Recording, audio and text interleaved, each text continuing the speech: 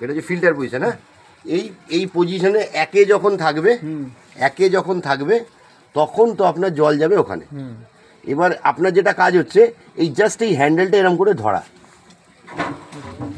এই দুয়ে দিয়ে দেবে। এটা হচ্ছে ব্যাক ওয়াশ।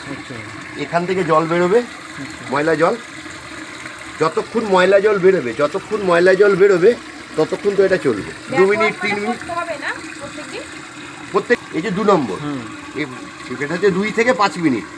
তারপরে যেটা হচ্ছে এটাকে দিতে লাগবে 3 মানে হচ্ছে রিন্স।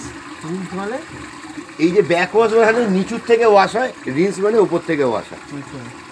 হয়ে গেল।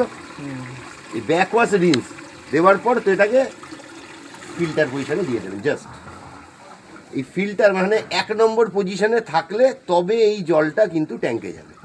একে না থাকলে জল আপনার ট্যাঙ্কে যাবে না। আমি একবার করবো।